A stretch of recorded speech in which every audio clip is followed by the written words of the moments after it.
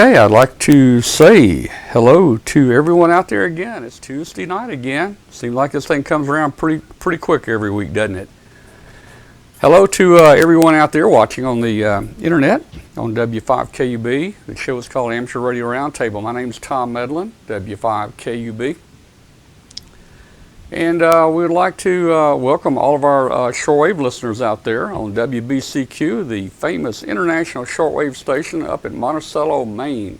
And tonight we're on 93.30 again. And already getting reports from people in the chat room. They're hearing it. We have a friend over in the Netherlands that's hearing it tonight. So it seems to be having a little coverage in different spots tonight.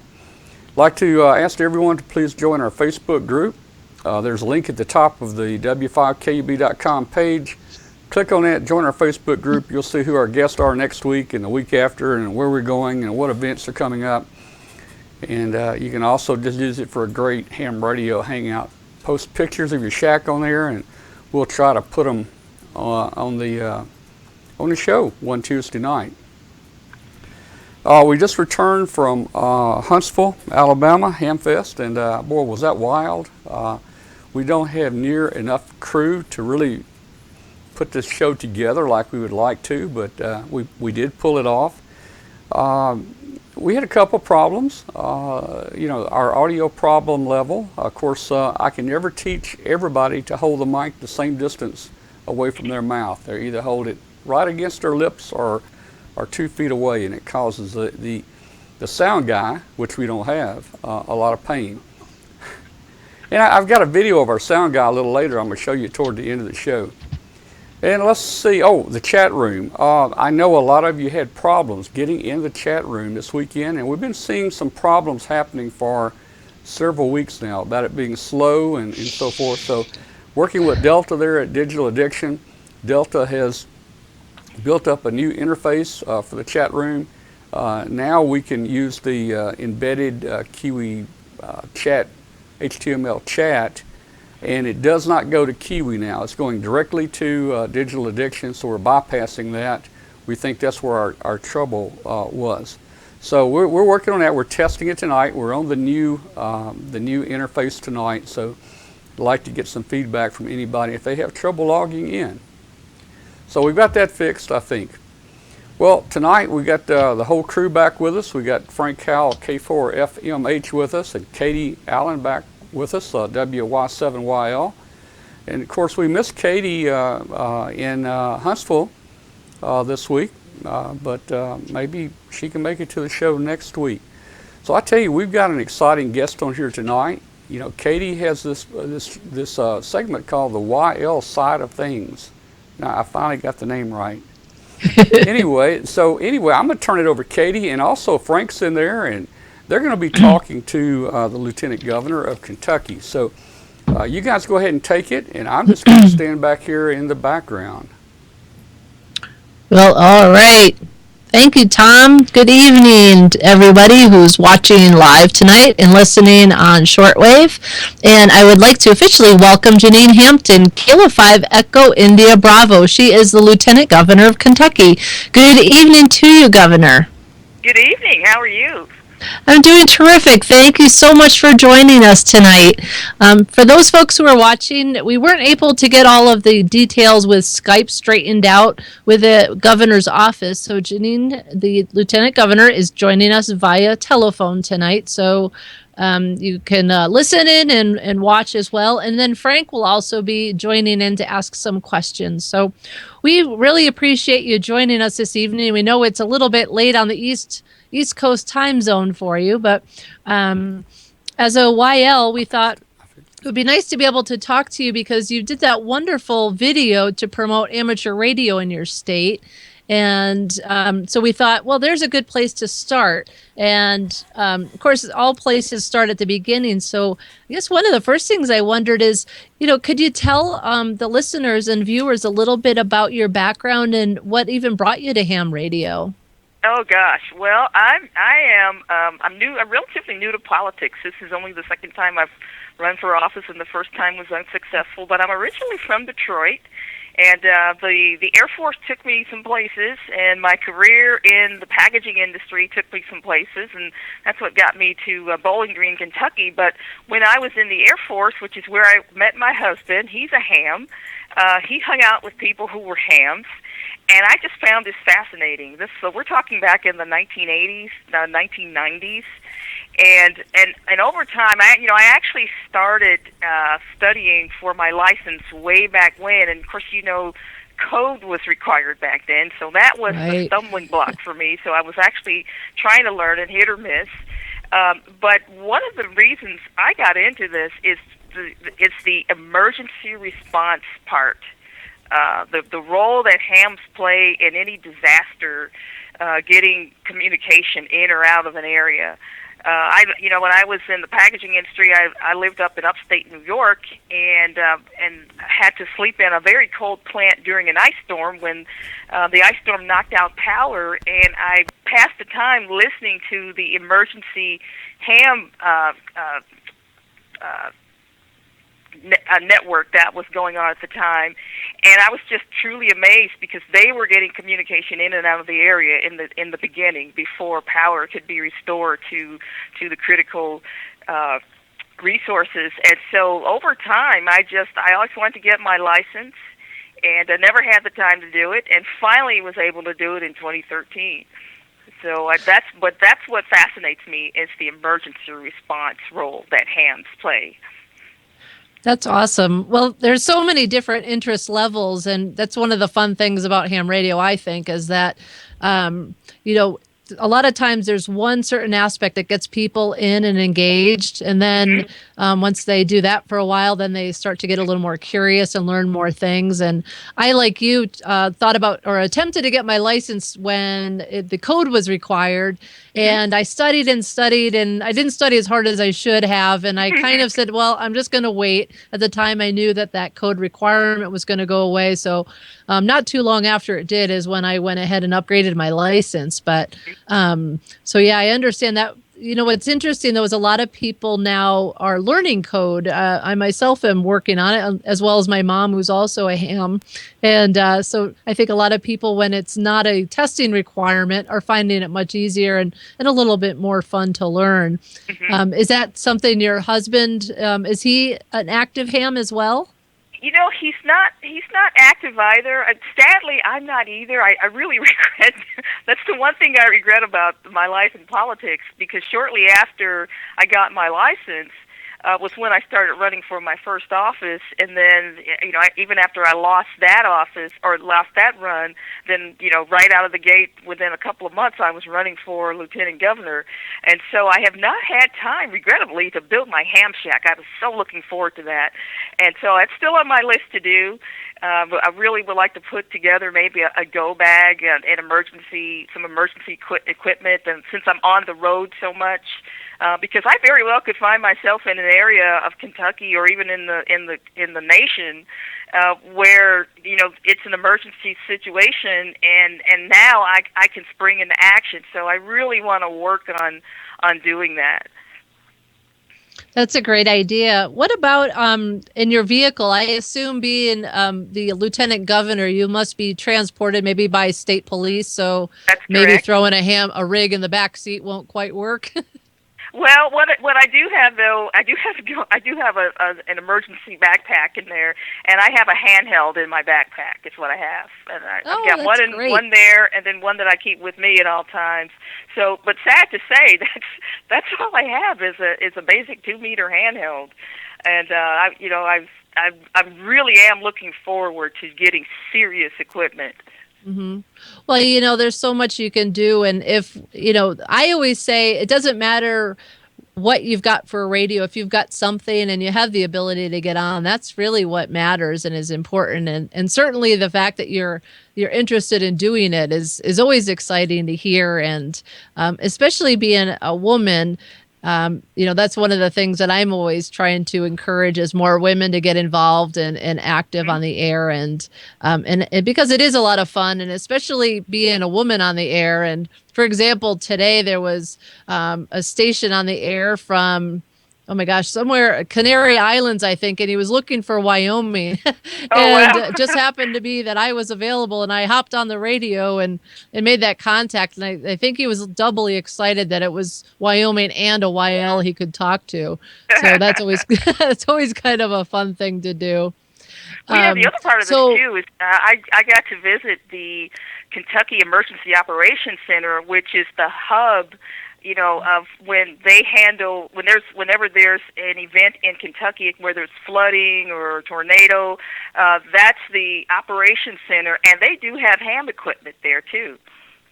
yeah, that's pretty common with a lot of emergency operations centers. With some of the FEMA training, I believe, at least when I was working with my local EOC, that there was a lot of FEMA training available. And actually, there was a lot of encouragement for the emergency communications folks on the government level to get their license. Is that the case in Kentucky? Well, it is now that you have a ham sitting in the lieutenant governor's office. All right. I talk it up almost wherever I go. Even when I talk to companies, and I tell a lot of companies you need to have an emergency communications plan, and I tell them to find the people in their company who are hams, and I really have a lot of companies thinking about this, and it come to find out somebody says, well, Joe's a ham, and they really, and so, I've got them thinking about this mode. What would they do if there was, if the regular communications lines went down? How would they handle it? And just get them thinking about the resources that they already have. Right. Well, you know what? What you're doing is so important because there's so few elected officials at the level that you're at who are hams and who are really waving the flag, for a lack of a better use of terminology. But, it's exciting that in a leadership position and being a woman and being a ham, it's like the trifecta for hams as far as we're concerned, that here you are and you're going everywhere and promoting. And it doesn't even matter that, we realize I can't even imagine what your schedule is like. So the fact that you don't have as much time to play around with ham radio as you like, but when you are able to, you're actually, you're being a ham ambassador out there for us. It's a term. A ham ambassador. I love it. A ham ambassador. That's right. And as I travel around Kentucky, I have my 2-meter with me, and I have an app. I have the ARRL app on my phone, so I can find nearby frequencies. And I try to find people talking, and it's kind of rare. But one time I did hear a conversation going on, and I was almost going to cut in and introduce myself, and I couldn't do it because they were talking about, I don't know, their trip to Walmart or something, and I just thought they might have been embarrassed if I cut in, and so I didn't do it. But I do try to find traffic as I travel around Kentucky. Oh, that's fantastic. So you've got your 2-meter that you travel around with. What do you have for a radio? That's about it. It's I can't even remember the brand. Wushun, I think it's pronounced. Yep. Chinese brand, but I so want the serious equipment, where I can, I tell you what I was looking forward to, because I have an extra class license. Right. I was looking forward to building antennas and, out of you can build the antenna out of a tape measure. I was like, I really want to do that. I need to do that so badly. I was looking forward to trying to find the highest point in my house and raising an antenna as high as I could. And we're close to an airport, so there are limitations, but we're always testing the limits there, right? And Absolutely. So just looking forward to just playing with the equipment and talking to people around the world, and I'm going to do that. It's on my list. Yeah, that's great. That makes me think. My husband and I were just down in New Mexico for a convention, and there was a group of students that go to a STEM school, and they had their projects out on display, and one of the projects was actually that tape measure antenna, and I hadn't seen one of those in a long time. That was pretty cool. So you know what? Those are all great things to keep in mind. So when you do have some spare time, or when you're ready to, depending on when your political career quiets down for you, it hasn't even been a full year for you. So It how has do you feel not. like, It'll be a how are full you year, settling in December with 8th. that new life?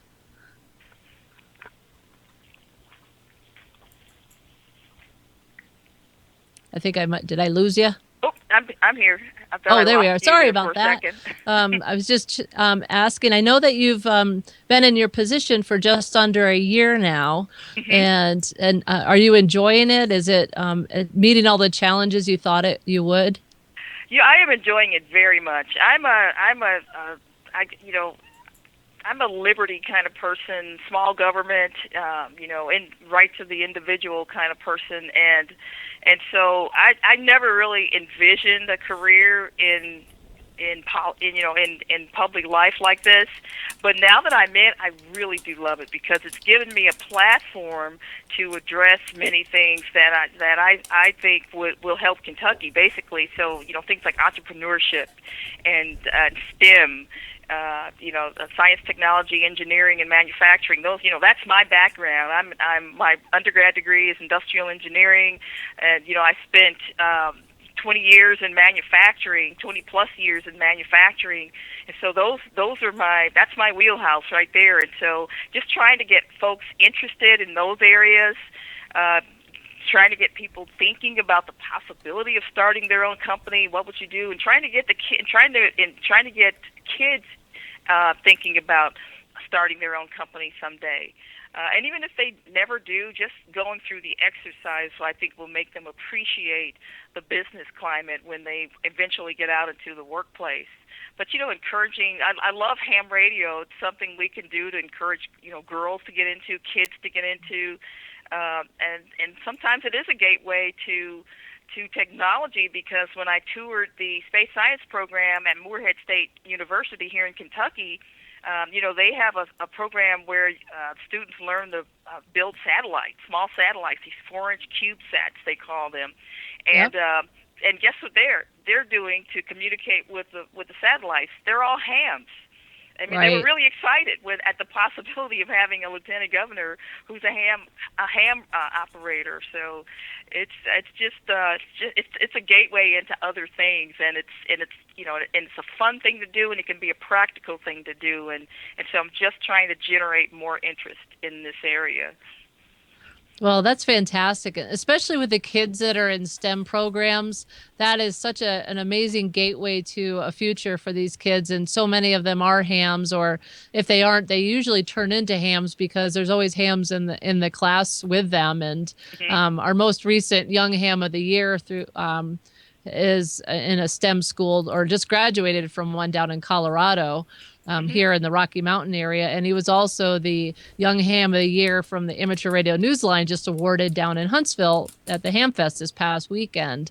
And it's amazing to see what these kids do. And I wish I had something like that when I was in high school. And it's really encouraging to see. And I can only imagine being a high school kid and having the opportunity to know that, one of my leaders at the state level is a ham and is encouraging that activity. And I'm sure everything you're doing is absolutely positive for the kids and all the hams in the state. And I would think they must all be just totally jazzed that they've got a ham in a leadership position. They are. It's really fun and exciting. It's an exciting time, especially when you're talking to kids, and and you could see them. You could see the wheels turning when you're talking about it, and just to get them thinking. And you're probably a member of a ham club somewhere. Maybe attendance is dwindling as we age, but we're not seeing that many young people in this as we'd like to. But I think as we talked about the practical applications about how they could serve their community in some capacity somewhere down the road, that gets their interest. Yeah, absolutely. And I think especially with kids, they like hands-on activities. They want to feel like they're part of something and making a difference. And that's a big part of this generation that's growing up right now is, we talk a lot about how they're always on their cell phones, but there's also a good chunk of the kids that want to be active and engaged. And the STEM programs and ham radio are such a perfect opportunity for that. It's a perfect marriage. Yeah, absolutely. So I've got Frank who's here joining us, and as an educator, a retired educator, emeritus educator, something along the lines. I'm an old guy that used to be a professor, Governor. Listen, I was just kind of sitting back and listening and looking at your bio. You know, I'll say this from a political level.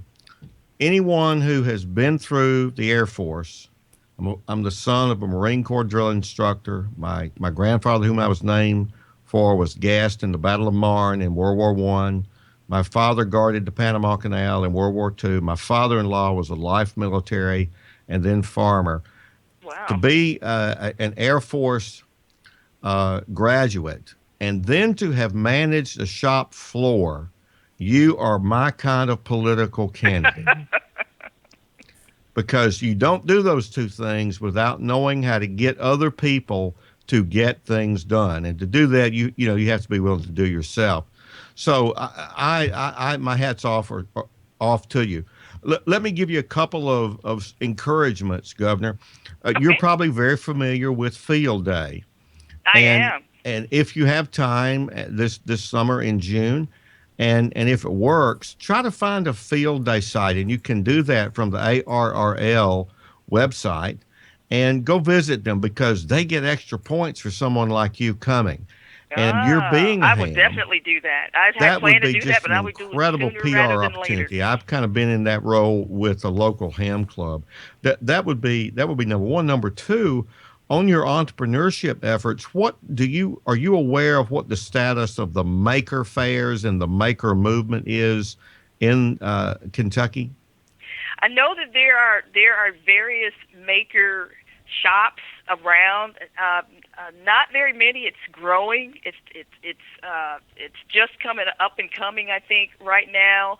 And so, and we're probably going to see more of that, though, because what I'm finding is that there is an effort to get kids interested in hands-on type of activity, manufacturing-related activity.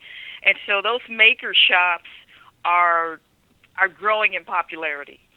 Well, really I've been a professor most of my life, and I've taught at several major universities, and so I come up from that background.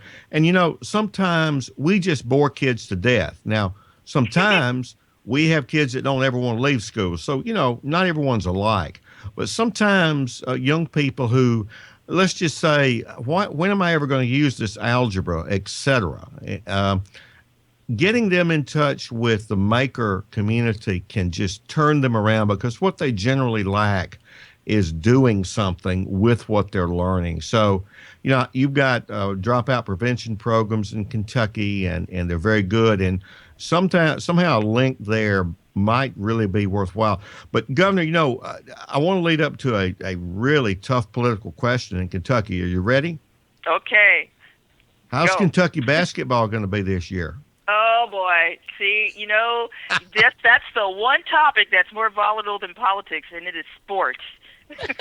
Well, listen, Governor, when I drive through Kentucky and I stop and visit a coffee shop or McDonald's or whatever, and I see a group who are clearly locals, I just can't help myself when I walk by and I'll ask, what's wrong with Kentucky basketball? Oh, boy. And then like I try to ease out That's before, not even fair. breaks out. But I'm someone who, I will be going to my 29th SEC basketball tournament with my wife and 3 couples from Little Rock, Arkansas.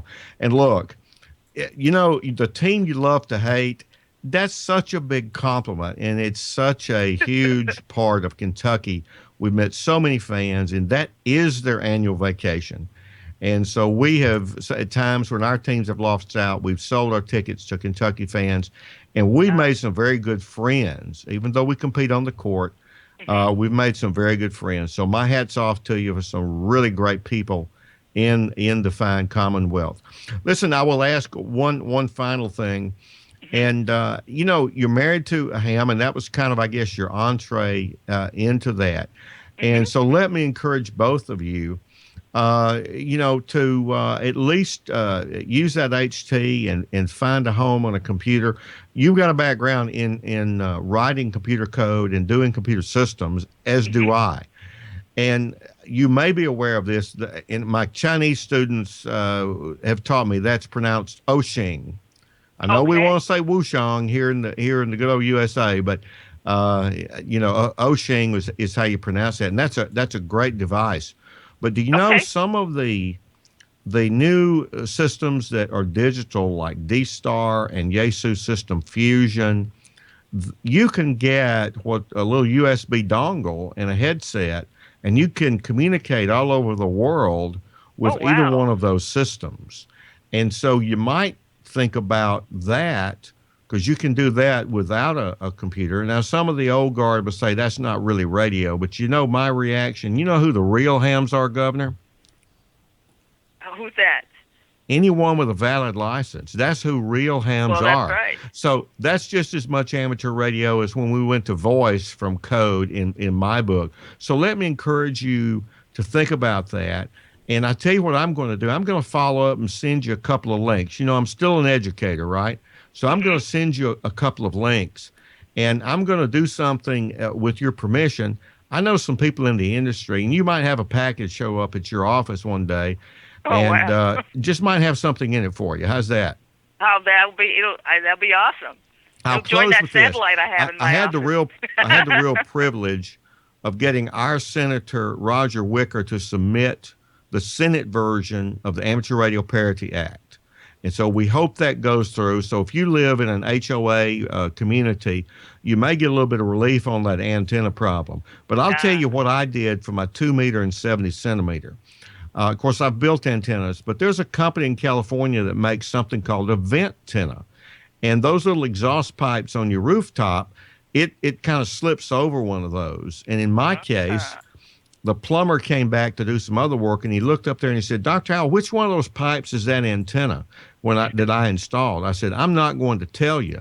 And he said, why? I said, because if the HOA ever says anything about it, they find out it's an antenna, I'm going to say that the plumber who installed it can't even tell. So you might think about that. I'm going to toss it back to Katie. Listen, it is a pleasure and an honor to have you on the show. And I know you are such a role model by being a woman and a woman of color. And you set such a great standard being Lieutenant Governor of the Commonwealth that I just applaud your efforts and see if you can squeeze out a QSO or two. You know, Walter Cronkite was a ham, and everybody, you know, that talked to him never knew it was a ham. So they probably won't really know you're Lieutenant Governor unless you tell them. Okay. Katie, back to you. Thank you. Thank you for those kind words. I appreciate that. Very welcome. All right. Thanks, Frank. Well, that was really great I'm glad you were able to dive in there because with your background and experience, you were able to talk to her about some really neat things. And especially with the military background on both your sides, that's pretty amazing. And thank you for your service to both of you.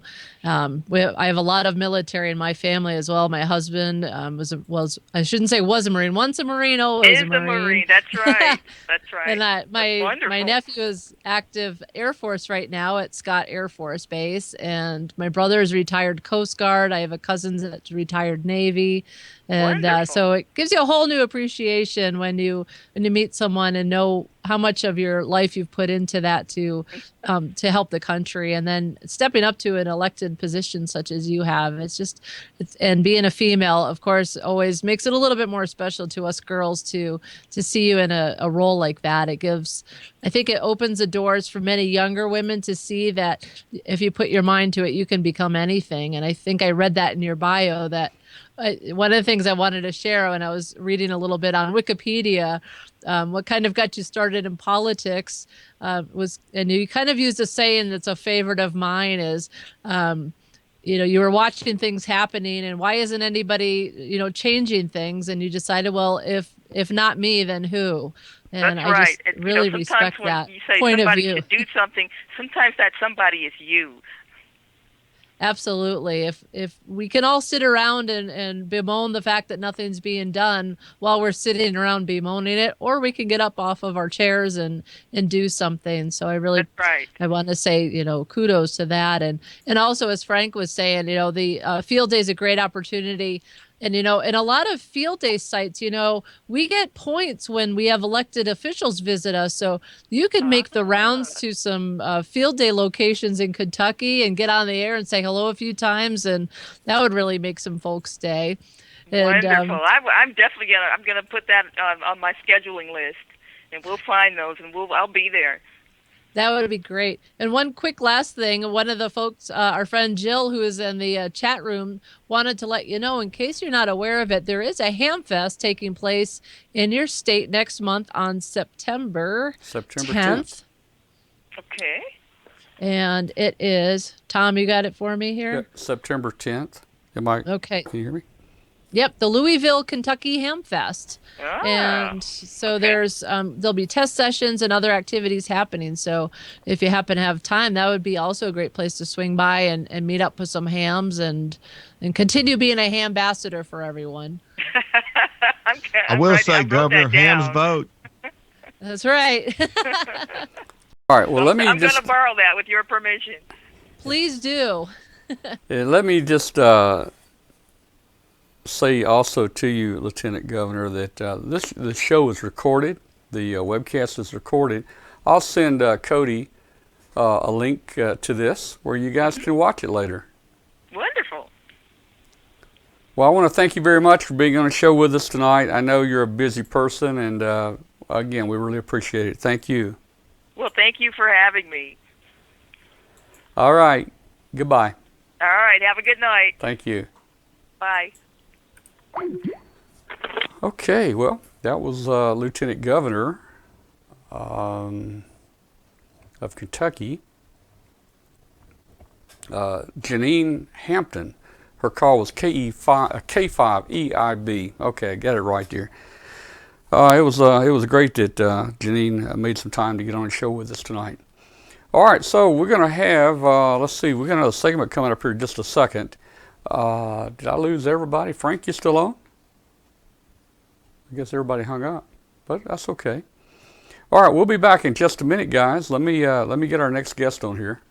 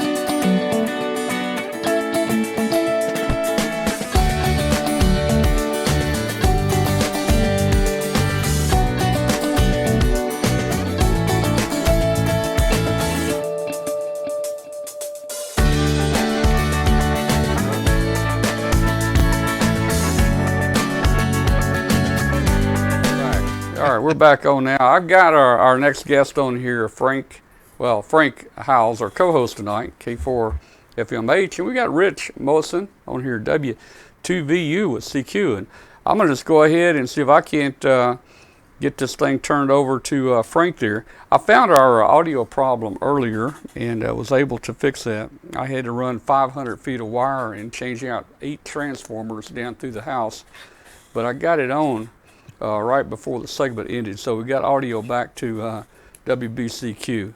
So let me see if I can find the right button here for Frank. This one should work right here, I guess. Well, let's see what we got here. Well, okay, I don't need a split screen, so let me see if I can go full screen with you.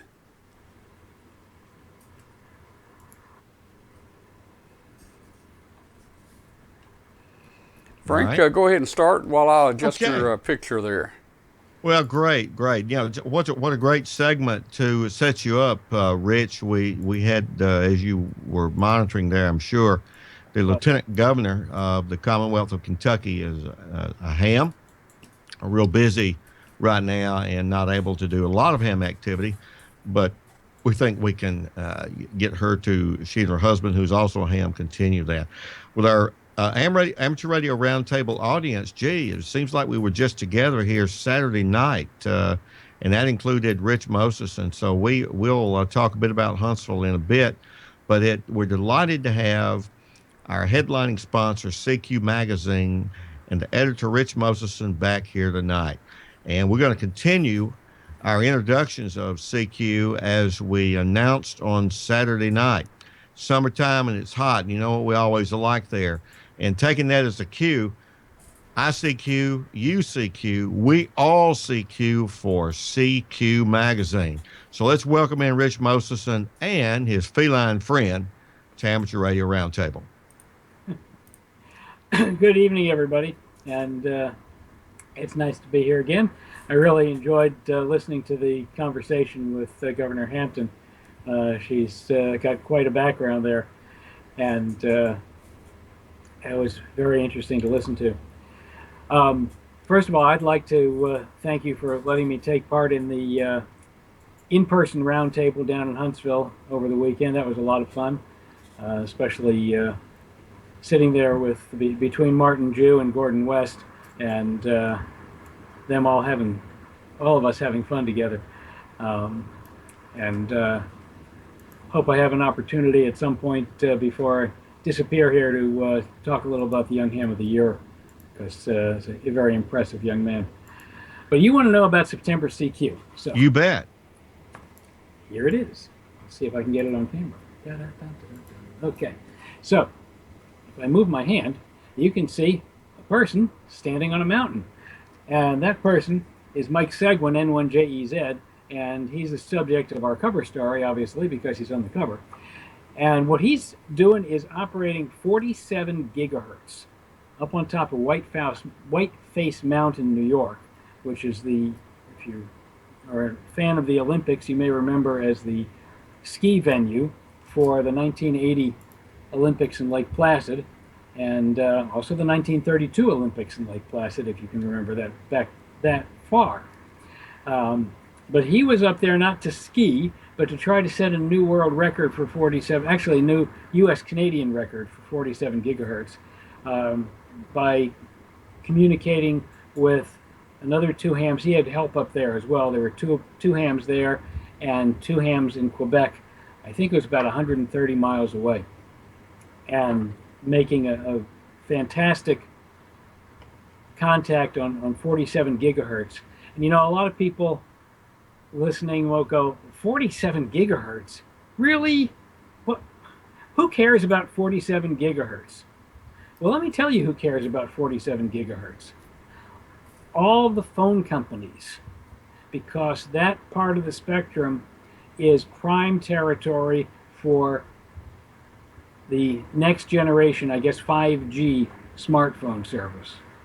And in fact, we have a news story in this issue about the FCC protecting, for now, the amateur allocation there going into the next World Radio Communication Conference. But these frequencies are in very high demand in the commercial world. And if we want to continue to be able to use these frequencies to experiment on them and to discover new things you can do with them, then we've got to pick up cats, first of all. We've got to have more people making use of these frequencies. So I really congratulate Mike and all of his partners there on blazing a trail for us, because 47 gigahertz today is like 144 megahertz was 50 or 60 years ago, or 432. So it's very important to have activity on these bands, and that's why we put that on the cover. Well, you know, there's a comment on that. Being at Lake Placid, Rich, I hope when he stood there and he locked in on the signal, he said, "This is our time." Remember, that's the slogan of the hockey team that won and beat the Russians at Lake Placid. I do remember that, and I remember being up there as they were building the Olympic facilities in 1979. It was a very interesting time. So That sounds like a great cover story. I'm looking forward to my issue getting here. What are you yapping about in your editorial, sir? a little bit about the dispute going on between the ARRL and some of the leadership of the National Traffic System. Okay. Well, very good. My take on that whole issue and the whole problem that really shouldn't be a problem. Well, and you know, that's a role that you play as editor of CQ Magazine.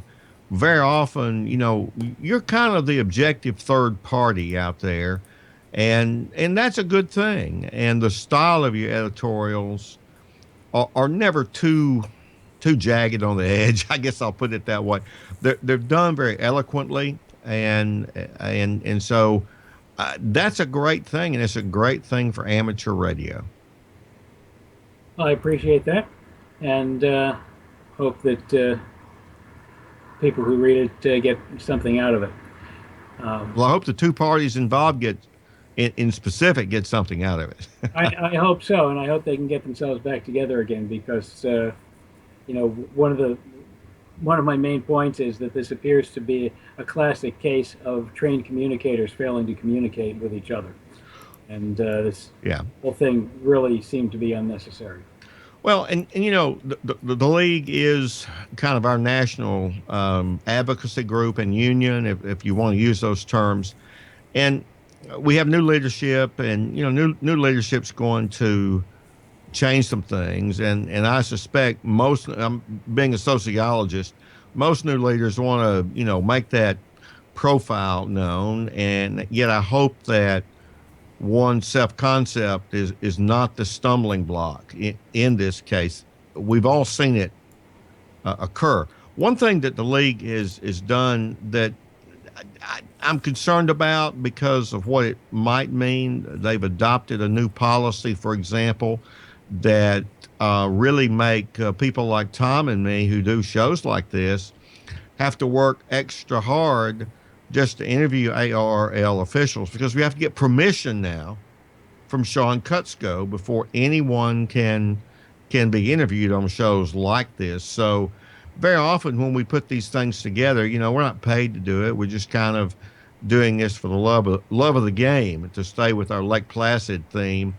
And to have to go through someone is a bottleneck that I'm sure it's rationalized under the point of, we got to stay on message. Well, sure, we do. But that should be our league collectively.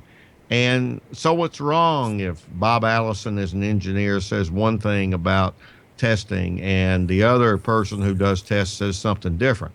Well, I'll recognize them as individuals. So apropos of your editorial, I certainly hope that the new executive leadership will think about some of the league's public failings, in that they're seen as distant. And I hope this new policy doesn't increase that. If it does, you may have the topic for an editorial for another issue, sir. Well, the ARRL provides an endless source of material for editorials. So um, sometimes I'm critical of what they're doing. Sometimes I'm complimentary of what they're doing, and it's all depends on what they're doing.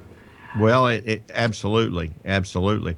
Well, look, you've talked to us about the cover story, and we know that there's that fellow that wears deck shoes with his tuxedo when he's performing. That Gordon West guy. What's his column about, for example, this time? Well, Gordo's not in this issue. He's going to be in. Actually, I don't think he is. Let's see. No, his column doesn't appear every month, and he's not Okay. in this issue. He's going to be next in the November issue, and he was in August. Well, very good. Gordo joined us, of course, and he was sort of on my mind. What a great person to be around in Yeah. person. Known him and have interacted with him, and he's done programs by Skype for clubs I've been affiliated with, but we just had a great time. Well, tell us a little bit about the rest of the issue.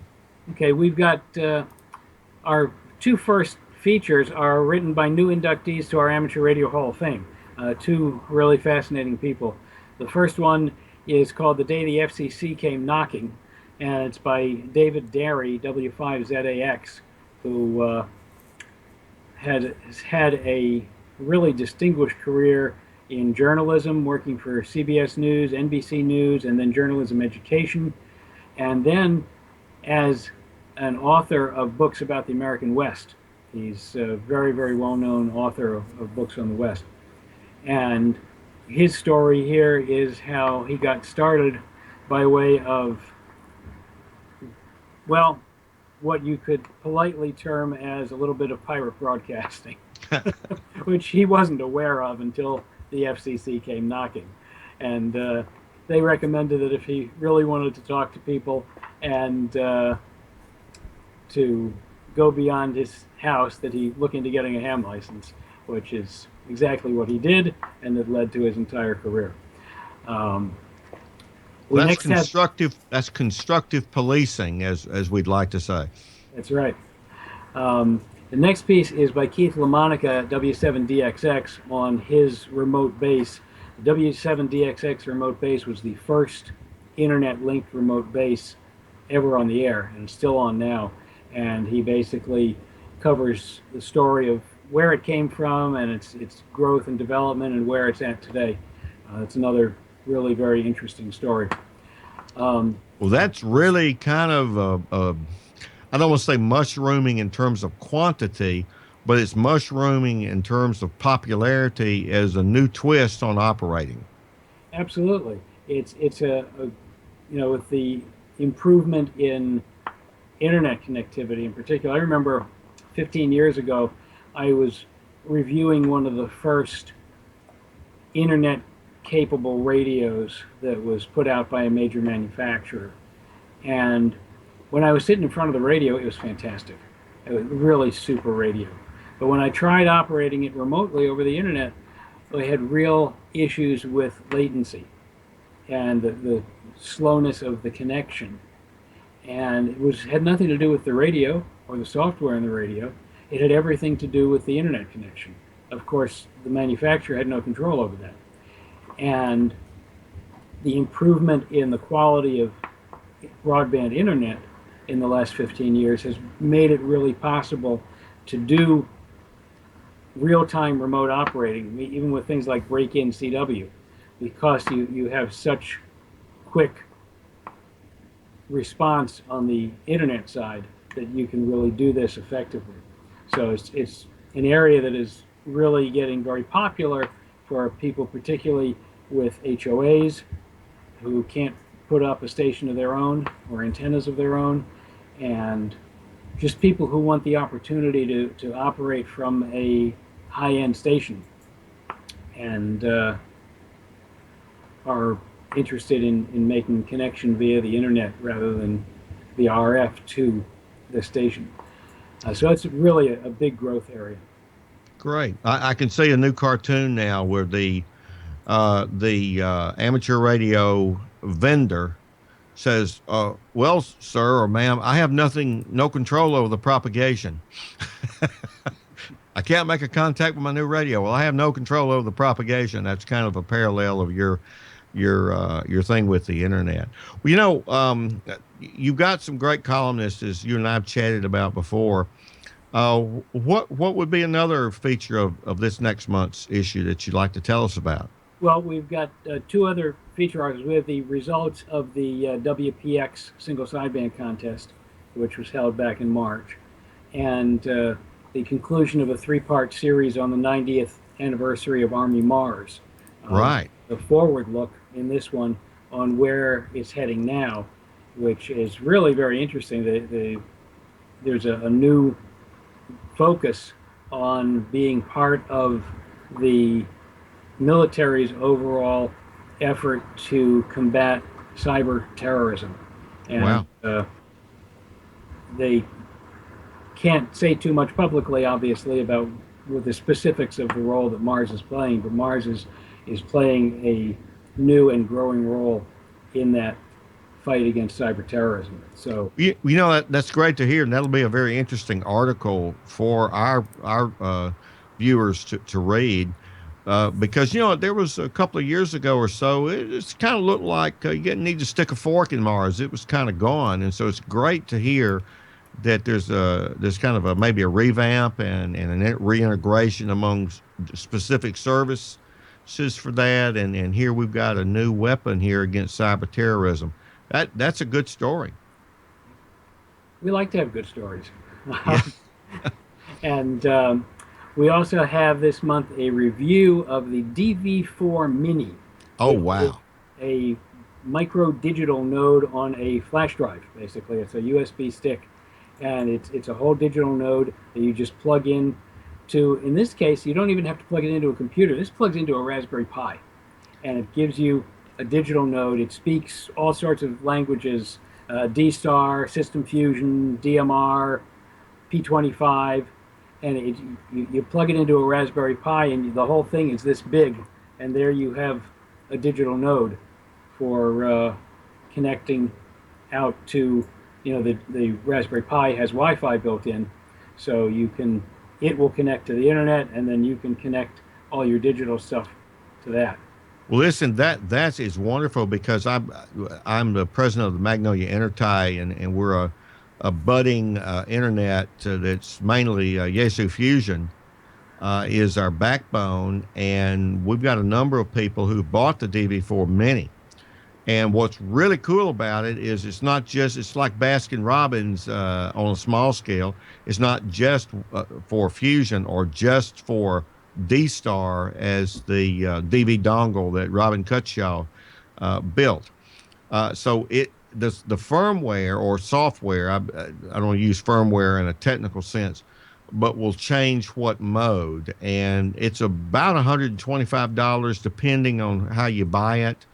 And, it works very well. Now, that same company has a mobile unit and a home, what they call a home unit. We might call it a base unit, but, and they are building out. So this is not just a one-trick pony for this USB device. And all that is to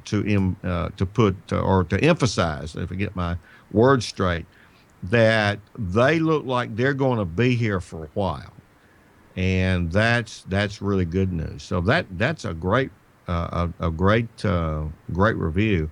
And hey, listen, I told you Saturday night I'd ordered Bill Orr's HF beam antenna book. I got it on DVD, and it's arrived. And so tell us some things you've got on sale, because when you have these flash sales, and to our listeners, you kind of got to get on the action. You got to sign up there, and if you're not a subscriber, you need to subscribe, because CQ sends you these flash sale things, and you really save some money. Yeah, definitely. I got to look and see, because we've always got something on sale and I don't necessarily have. Well, while you're looking that up, I'll give you a second. But Bill Orr is just kind of he's the dude of antennas in many ways. He's certainly one of them, and he's certainly a known point. And some of the books are both print and digital. In this case, it was the option to do both. And I've tried to go digital on most of my stuff. And I have a server where I have a lot of things like this and the ARL handbook and all those things, so I can kind of pull them up as needed. And that's one of the cool things about what you offer. Many of them are dual format, and you can't get them anywhere else. I mean, unless you buy them on the used market. So that's one thing that sometimes people forget about what CQ offers beyond the monthly magazine. Well, just flipping through our store right now, the main thing that we're promoting at the moment is a combination of CQ magazine and the calendar. If you buy a 5-year subscription, we'll give you a free calendar, and you can take it from there, or you can just buy the calendar, which will be out early October. And the magazine itself is on sale right now for $36 for the print edition instead of $38.95. So those are that's certainly a savings right there. Sorry. And you tend to have a multi-year discount usually, yeah. Right? Definitely. Yeah, that's great. We've great. got. Well, look, we've it sounds got like just Joe. Another great issue, and as we saw, you've got that ready to. Has that gone out in the mail yet? Yes, it has. And so the digital version will be available September 1st, right, through Zenio? Be out September 1st. People have already started getting the print editions, so I've already started getting some feedback from readers. Well, hey guys, I see Joe K0NEB in our chat room. He's there every Tuesday night. He's on the show a lot, and let's don't forget he's the kit building guy for CQ. That's yes, right. He is. And his column is, you were talking about Kentucky basketball before. Of course, Joe is from Nebraska, so his column this month is titled "Go Big Red." All right. And well, we want to say hi to Joe. We saw him in Huntsville, and he showed us some really cool things on his tablet and some video things that he's produced himself as well. So had an opportunity there at the Embassy Suites to be in that particular circle. If you haven't made it to the Huntsville Hamfest, folks, it's really. I haven't been to Hamcation in Orlando, so I can't objectively compare that. But it has great forums, and all the major vendors are there, and it's got a great boneyard. I have a good friend who's an RF engineer, and he collects oscilloscopes. Tom Brown AE5i has well over 50, and I found an old RCA 9033A, $20. Brought that back for Tom. He was like a guy on his birthday, and it wasn't even his birthday. And that was the first oscilloscope that he ever had. And he was doing work for Radio Shack, repairing stuff. So, all Hamfests have a little bit of that. But the Huntsville Hamfest has a great ambiance, and they just do a good job and work hard. So we're if you haven't been there. We've got, I've got some pictures here. We're going to move into that segment just a minute, talk a little about Huntsville. Well, listen, we're going to do that but I want to give Rich. He wanted to talk about the Young Ham of the Year. Yes. and CQ's involvement with it. Joe, listen, or Rich, tell us about that. Okay, I am always impressed with the quality of the young people who win this award every year, and I feel so honored to be on the judging committee, have been for the last 15 years or so at least. And, there are so many hams out there who worry that we're not getting enough young people in, and the young people we are getting in don't know anything and can't do anything. These kids that get nominated for this award every year just show how wrong they are. They restore my faith in youth and in ham radio, and we are in very good hands in the future. These are our future leaders that are being recognized here. And CQ's involvement has always been a couple of different things. Primarily, we give the winner a week at Space Camp in Huntsville. But also there's our participation in the selection committee and in making the presentations at the Huntsville Hamfest. This year's Young Ham of the Year is particularly impressive. Skylar Fennell. and I'm blanking on his call sign at the moment, but he came in carrying with him a handheld 902 megahertz repeater. It was about the size of this crate of stuff, if I can get it on camera well. This is about the size of the repeater. It was two Motorola handhelds that he had wired together, pulling the audio off the discriminators of each of them so that it wouldn't have to go through the amplifier stages. And not only did he have it set up as a repeater for FM, he had it hooked up with a Wi-Fi modem so it could connect to the internet and be linked through systems like All-Star and a couple of others that he mentioned. And it was just so incredibly mind-blowing to see this. Well, I guess he just turned 18, but he's walking around with this repeater in his hand that he built. And he is, along with other people who are nominated for this award, because they were all doing lots of incredible things. And I'll tell you, it's very hard. It was particularly difficult this year too, to choose one person out of the group that is nominated, because the vast majority of the nominees are all doing fantastic stuff, and it's tough to have to pick one.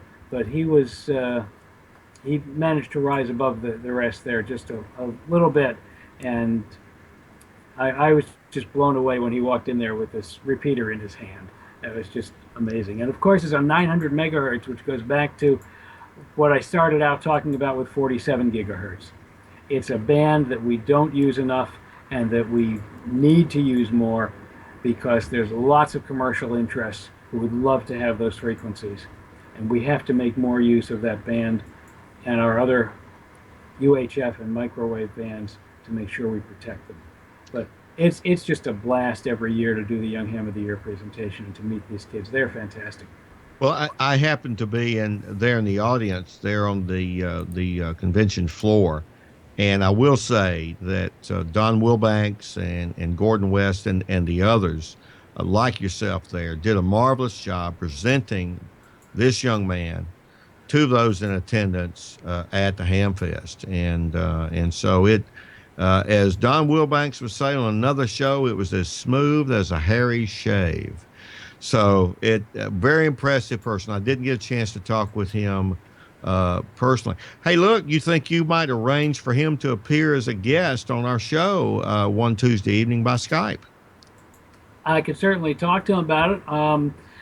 He's left the Hamfest and was going directly to move into college in New Mexico.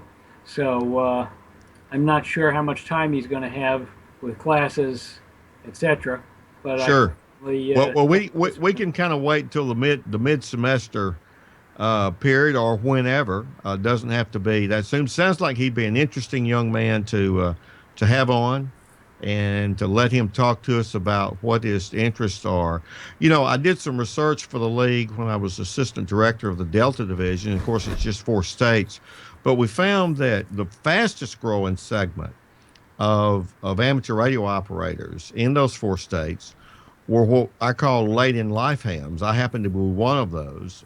I've been listening to hams since I was 8 years old, but only got licensed after I'd retired as a professor and went to work up to the Board of Regents in Atlanta, and Georgia Tech had a boot camp, and I just said, hey, I'm going to do this. And so people like me, after when the empty nest kicks in, you probably at your peak earnings. That is, you got money to buy stuff, and you have more time. And that's a fast growing group. And we forget about that. But those people also have children who are coming of age when you look at it demographically. And so there's a number of ways to reach young people. Sometimes it might be indirectly through their parents. So another note about the as you say, later in life hams coming in. It's not just in 4 states in the Delta Division, but it's a national trend, and it's been that way for quite a while now. that tends to skew some of the demographics and think that we're getting fewer young people into ham radio than we really are, because there's significant growth at the upper end of the age scale that kind of makes it seem out of balance, when really we're getting a good number of young people in. We always need more, of course, but they're there. Well, you make a great point, and as a professional demographer, those are the phenomena outside of ham radio that I've studied most of my career as well, and that's a fundamentally important point. They are young hams in terms of the tenure they have in amateur radio, but chronologically they are older, and that's an important point. But those are the things that we need to know and to study and that kind of thing. Well, Rich, look, how's your feline companion doing? She seems to have got tired of sitting on my lap, and he's now on the floor over here. Well, you got to give her a cat keyer, and as Martin Jew demonstrated along with Gordon West, we invented a new hand keyer there in Huntsville on Saturday night, and I'll tease our audience. They can go look at the YouTube rewind of that if you wish. Well, Any final we got comments? a picture of that too. We got a picture he's going to be coming up. interested in a paw keyer, because last night I was here operating some CW and not paying attention to him. And I don't know if you've ever tried to send code with a cat trying to bite your arm at the same time. Well, they do call it radio sport now. So, I guess with our first guest on tonight, everywhere else in the world, cat scratch fever might be a bad thing, but if you're a Kentucky Wildcat, or who knows? Rich, do you have any final words for us from CQ headquarters? Just a reminder that the CQ Worldwide DX contest is coming up in October for voice and November for CW. And hope everybody gets an opportunity to get on there, even if you're not a contester. It's a great way to work some DX that often isn't on the air, and to just have fun making lots of contacts. Well, you made that third rail for me. We got the magazine, we've got other publications, and we have all the fine CQ contests. And so since you're going to be doing CQ, remember, ICQ, you CQ, we all CQ for CQ magazine. 7-3, Rich, and we'll have you on again next month. 73, Frank and Tom. 73, Rich, glad to have you on, and we'll see you next month. All right. So we've got, and Frank, you want to just stay with us here? You bet. All right. So, this weekend was the Huntsville Hamfest, and we had a good time there. We worked ourselves to death, but we had a good time. And Kathy and I were so tired, we stayed an extra day. We didn't want to drive home Sunday after we tore down and everything, so we just stayed an extra day. But I got a few pictures here, not many. Just kind of talk a little about, the Huntsville Hamfest. People that follow us know that, they actually follow us as we drive. Nothing spectacular happened on the road this year. No police pulled us over or anything like that. So Kathy drove. Now, she has a pretty heavy foot. I'm always worried about her. We did not run APRS. Normally I run APRS, and if I ask people out in the audience to give me a price check on aisle 6, that's a secret code for them to look at the APRS and tell me how fast Kathy is driving. So anyway, we made it to Huntsville. Here's a nice panoramic view of inside there. A lot of people visit. I was talking to Charlie Emerson. Charlie thinks that they set a record this year.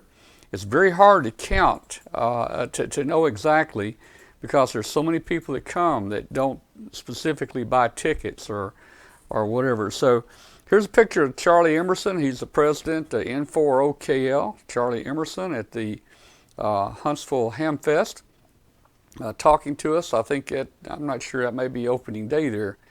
And Charlie's a good old guy, and he really takes care of us when we go down there. This is what our booth looked like there, right up there with the stage. They seem to always give us more space than we need. We actually had 3 tables. We had 3 tables we could have moved into there, but typically we take about 1.5 spots, 1.5 tables. And let's see what we got here. Okay, there's a shot there, and there's a shot of Chris, KD8YVJ, and Skylar, KD0WHB. Skylar was the Young Ham of the Year. And these 2 guys, they're just really energetic, and I just gave them the mic and told them that, you take the show for a few minutes. So I think Chris interviewed Skylar there. Let's see what else we've got. Right across from our booth was Gigaparts. They bring a big store there. There's right there to the right is Icon. Right to the left of the entrance is Yazoo. They're there. You always run into some, funny characters there. That's Don Wilbanks, AE5DW, and Chris, again, KD8YVJ. He gets everywhere, by the way. So let's see. Oh, here we are. Here's the presentation for the Young Ham of the Year up on the stage. You can see Joe there, K0EDB, standing up on a chair. Now, that's a dangerous thing to do. I saw him last year almost fall through one of those chairs. So, Joe, you got to be careful. But we were webcasting the Young Ham of the Year there. You can see Don Wilbanks. You can see Gordon West. There's Dennis Machenberger. Help me here. Machenberger. Okay. And then Emmett Hohensee there. They're all presenting to the Young Ham of the Year award there. Now, as Frank mentioned, we did a show Saturday night in the lobby of the Ruth Chris Steakhouse, and this is an aerial shot right here. And boy, did they take care of us. I have to give a shout out again to Kyle Davis, the general manager of Ruth's Chris Steakhouse at the Embassy Suites in Huntsville. And I just don't think we could have been more welcomed. And it was a wonderful spot because, we had room for our guests to come in. We could queue them up, get them on the air. And again, just absolutely can't go wrong dining at Ruth's Chris Steakhouse. That's true. And I tell you, they were very good to us. And look at that. We just about took their entire lobby up. If you look at the picture here in the lobby, there was a lot going on here. If you look at the left half, that was our video webcast. You can see the studio lights there, the chairs, the table. And so we put on a video webcast from there. And if you look at the right half, we had Ted Randall there. And he was doing some interviews there for WTWW. So between the 2 of us, we pretty much filled the lobby up there. And you know what I was thinking? This picture here, the little perf board, if you remember the old perf board you can buy, it's kind of brown like I've got one in my workbench room. Yeah, this looks, well, I'm talking about the perf board that you would put parts on, not that's up on the wall. Oh, I see. But you put parts on. To me, this kind of looks like perf board and a lot of burned out parts on it. Well, after my handling the first maybe hour and a half, and I'm sure after you handling the last hour and a half that ran on to 2 hours, we were kind of too burned out. If there was anything left in our capacitors, man, I'd be shocked to measure it. Well, hey, I do want to give credit to the pictures here. Teresa, KE5MUX. Took the pictures. In fact, she drove all the way from Texas down to help us do our webcast, and she was a hoot. I enjoyed meeting her. She was a great help, great and they had to drive 2 days to get there and 2 days to get home. Look, I lived in Fort Worth, and you can drive forever, and you're still in the state of Texas. That's true, and we couldn't have done it without her. So thank you very much to Teresa. Now, if we want to look at, here's a couple pictures. Here's what we were talking about earlier. We were having a little fun here. This is a shot during our Ruth Chris webcast here. That's you right there in the center. Now, what that is, that's some type of lightsaber that Gordon West it looks like a homemade Star Wars lightsaber. Yeah, and he's got a couple wires that come off of it, and he has the guy there. He's got Rich there, on the left side of the picture holding one wire, and he had Martin Jew there hold the other wire, and then he had you guys hold hands. And when you guys held hands, then the saber lit up. And Martin started sending Morse code Yeah. by gripping my hand and then loosening up on it. That's right. Martin did and he send was Morse sending out a code. coded Yeah, by message touching to see your who in hand. the chat room Yeah. could read it. Yeah, by touching your hand and Right. making and breaking contact with your hand, he did send Morse code. He said, CQ, CQ, CQ, this is K5 FLU. Yeah, K5 FLU. So that was pretty cool. Hey, you know, Tom, that banner sign looks good back there. And I think that was courtesy of ICOM. And that Yeah, was, it was. It sure was. ICOM built that banner for us back when we did a D-Star show, probably a couple years ago. About 5 years ago. Oh, wow. And here we are. Here we're having more fun there. You know, I don't know what you and Rich are talking about over there. It looks like Martin and I are having our own conversation going. what we were doing is Gordo was just off camera. And was he? He was there in his tuxedo with his deck shoes. And, Yep. you know, the beach bum that Gordo is, you know, I said, now that's my kind of fashion. So we were actually talking about him while he couldn't hear us. And we finally got his attention. So that's what that previous shot was. All right. And then let's see. And then, of course, there's the ICOM crew there. Yeah, you know, the guy in the middle, we need to kind of recognize him. That's Will Jourdain with the mic. And he's talking there. And, of course, icon of the industry, Ray Novak on the right, me on the left. The two balding guys, I guess, is your co-host on the left. Yeah, and I got to give props to ICOM. You know, we were talking about, I called Ray Novak the Pied Piper of D-Star, you know, as he kind of led the charge of marketing their version of digital radio into amateur radio, and of course been very successful. And he's not exactly his replacement, but he's the lead in amateur radio. Will Jourdain, formerly of HRO Atlanta, kind of mentored by Mark Holmes, and his father is a ham, very, very nice guy, extremely sharp. Well, we were talking about youth and ICOM's commitment to youth, and I mentioned, as I have a time or two, I'm currently president of the Magnolia Intertie Incorporated, a 501c nonprofit charity here in Mississippi, and we felt like if we were a charity, we need to adopt a charity, and we have, and it's the oldest orphanage in Mississippi from the 1880s, French Camp Academy, on the historic Natchez Trace. And I mentioned that ICOM's commitment to youth, they may want to think about that. Well, on the spot, Ray Novak donated a new ICOM 7300 transceiver for the new hams there at French Camp Academy. But wait, there's more. He is donating a 2-meter D-Star repeater and an ICOM 5100A. The $500 transceiver is one metric. So, wow, you talk about walking the walk. ICOM has stepped up, and that certainly will be put to good use. We have access to the 600-foot platform on a 1,000-foot broadcast tower for the FM station that is owned by a Christian FM station owned by French Camp Academy.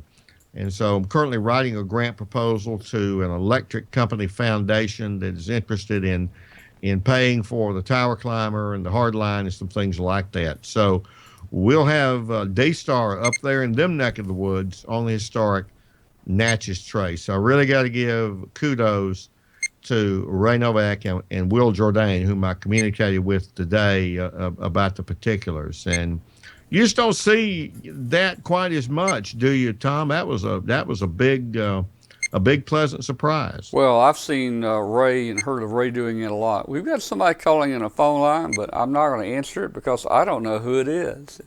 Well, you know, talking about giveaways, wow, look, if you ever want to get lucky, and I mean that in the best way possible, folks, go to a casino or somewhere with this guy, Tom, W5KUB. Tom came down to the Capital City Hamfest last January in Jackson, won a Yaesu FT100DR fusion transceiver. Okay, that that happens. A blind hog finds an acorn, right, Tom? Yeah, Then you buy tickets over at Huntsville, and let's say you come away in the morning with a Yaesu FT2DR fusion handheld, and then in the afternoon you win the FT991 HF transceiver that also does C4FM. You have become Yaesu Fusion Central in Collierville. yeah. There must be some kind of reason that I'm starting to collect this fusion stuff. I don't know, and I'm gonna have to get you to help me. Now, let me correct you. There was an FT1XDR. Look, I have one, Uh-huh. and while the FT2 has got more bells and whistles, bigger screen, you're gonna love the FT1. That XDR that you have, it is a very, very good handheld. Well, let me say that Jill, that's on here with us every night. Jill won one of the big prizes Saturday. She won the TS 590. The TS Oh, wow. She won a 590, and I won the Yaesu FT991. Now, I didn't bring it home with me because I knew they were coming out. I was told they're coming out with a 991A in September.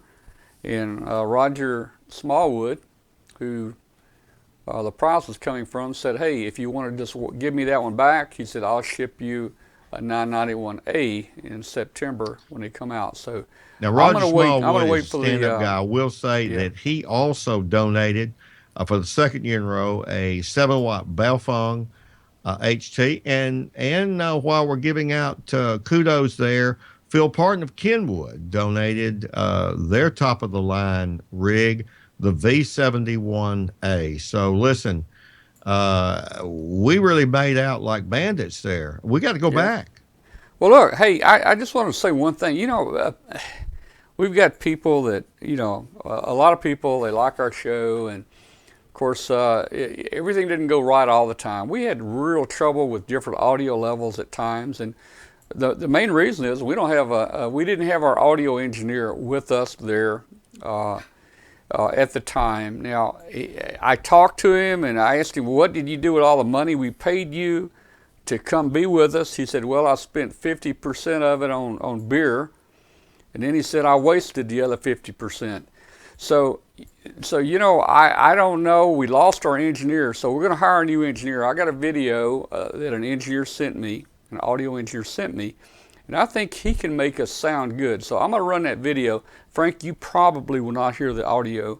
Okay. But I'm going to run that video. This is the person that is interviewing for our new engineering spot.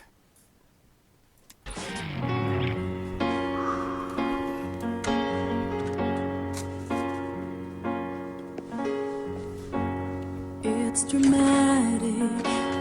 We're not going to make it. We'll never see the light again. But I will keep on going till the end.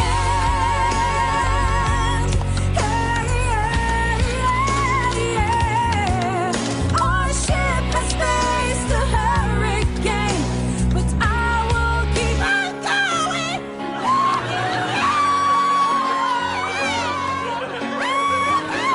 My soul will sing, and I will keep on going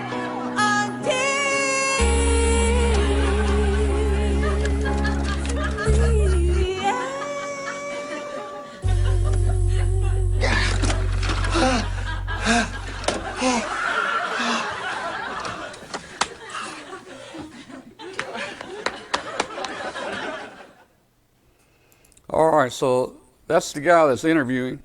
We may just have to hire him. Frank, Yeah, that sounds like the leading candidate. because if he can do that, boy, I tell you, he ought to be able to make our show sound good. And I think what I'm going to do, I'm going to make me some kind of little wire spacers for our microphones, maybe out of a clothes hanger, with a little loop at the end and tape it on the mics. And just tell people you hold that little loop of that clothes hanger up on your lips, and that's going to keep that mic a certain distance away from you at all times. But it's hard, you know. You get to talking, that's been the you get bane to talk, of you your get excited existence because you've got a half a dozen mics out there. Yeah.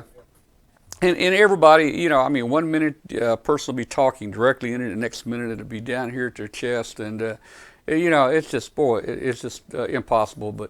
And we were running a lot of mics. We were running about 6 different mics that night too. So anyway, hey, we survived it. You know, it's an amateur production. We try to get better every time, and we do make fun of some of the things we do.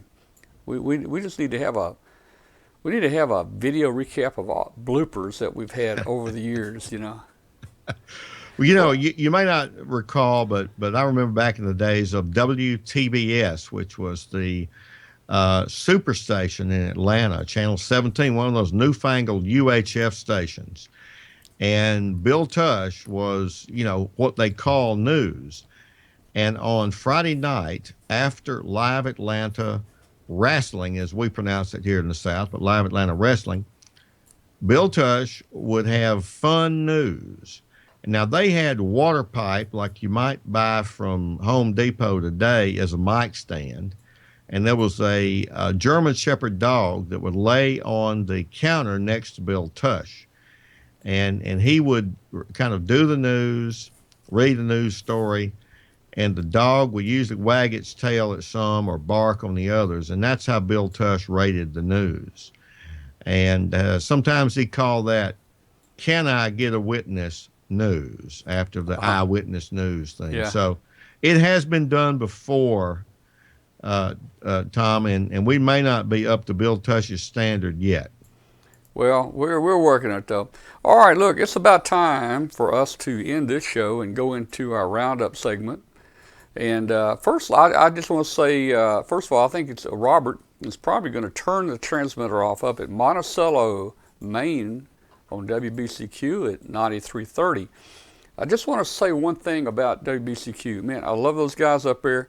And I want to tell you something, guys. If anybody out there wants to put a radio show on or anything, they're running a special. You can get your own show on the air there for $25 an hour, $25. You can make you a recording and set it up there, or there's other ways to get it in there. You can have you a show on for $25 an hour, no contracts, nothing like that. So you're not going to find any radio station anywhere else that will do that for that kind of price, because you know these big transmitters they take a lot of electricity when they're running. So again, if you're interested, contact WBCQ at WBCQ.com and tell them you want to you know, have a 1 hour show or a weekly show or something, and $25 an hour. And there's a couple different frequencies you can pick from. I think 5130 and 9330. Give them a call. So that's unheard of. And you know, early in my career, I was 20 years old. I was involved in building two radio stations, an FM campus station, WXGC, now WGUR in Milledgeville, Georgia, and WXLX, a daytime AM station. And those were the kind of deals we did back then, because, you know, we were competing with the existing and long existing station. And so, you know, you got to give it up for the folks up at Monticello. And that's just an incredible thing. And they do work with us, and they kind of understand when we might turn the wrong knob or do something like that. But that is a very traditional radio station culture, and it's a stand for free speech. And that's what Alan Weiner has done, and what he continues to do and continues to put on there. So we just want to say thanks to Alan and the group up at WBCQ, the Planet in Monticello, Maine.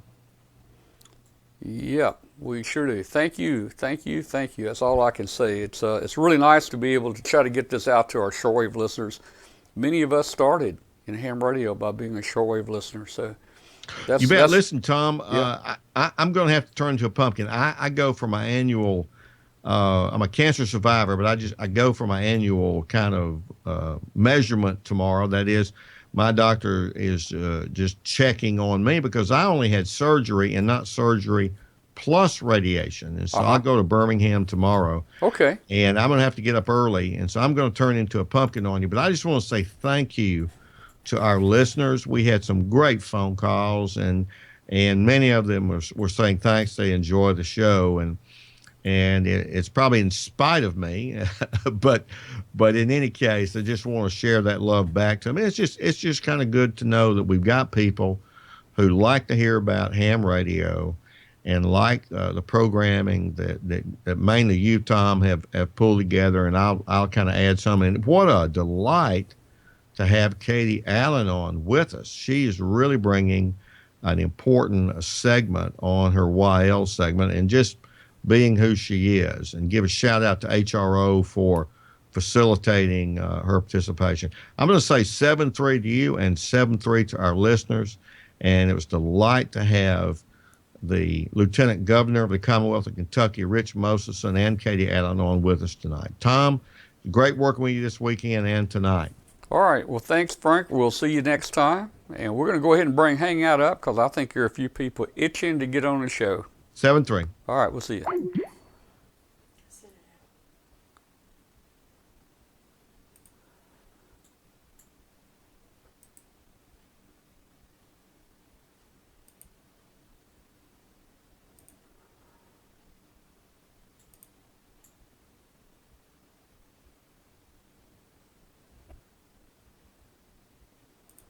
If all I got to do is find the right buttons here.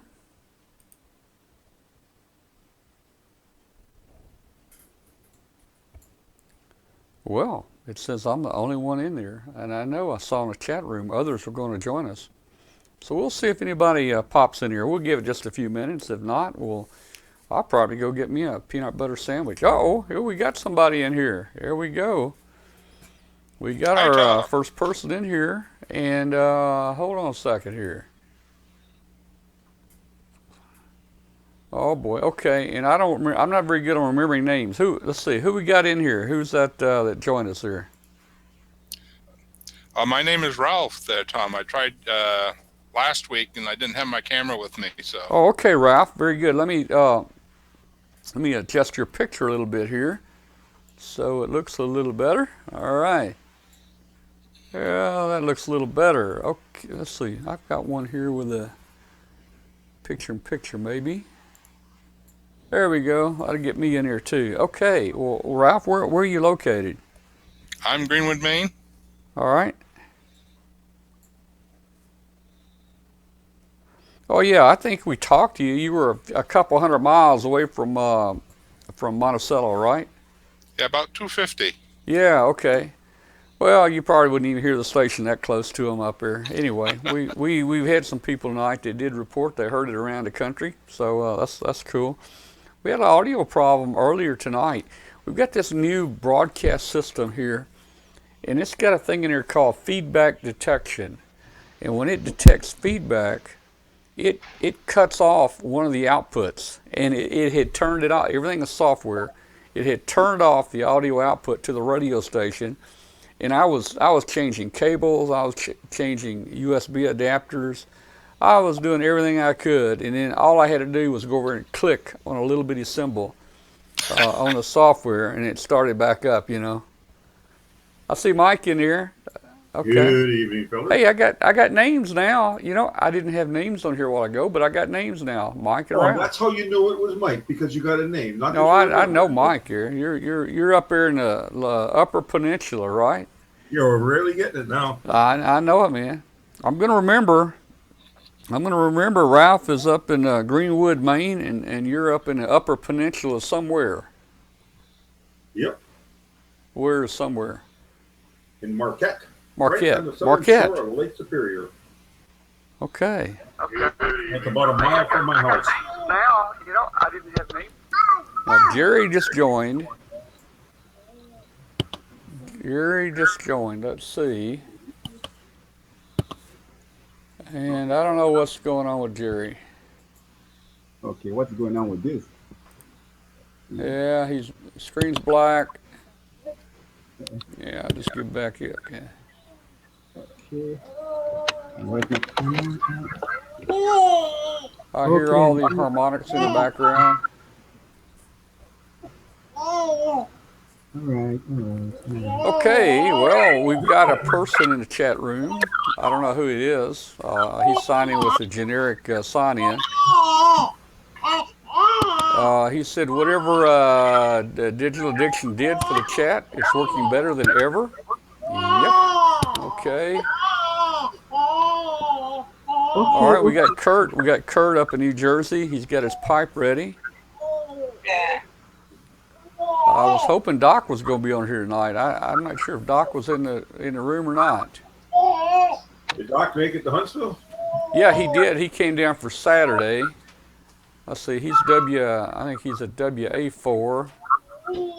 I don't see Doc in here right now, so he probably is not joining us tonight. Yeah, I missed the whole Huntsville stop. I had to work and then stuff on Sunday, but I did on Saturday night watch your whole lobby interview stuff. That was unique. Yeah, I was trying to mute Jerry there, but I don't guess I have that capability any longer. You know, it's like Google changes this thing every week to something different. All right, Jerry, can you hear me?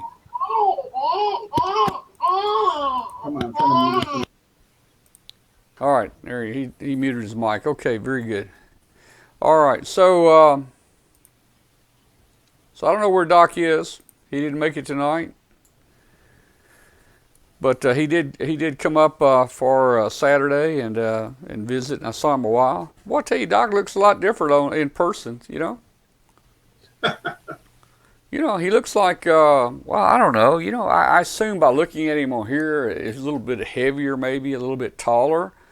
But you know, same Doc, but he's not like I thought he'd be. That's like when you talk to somebody for years on ham radio and you've never met them in person. We've all done it.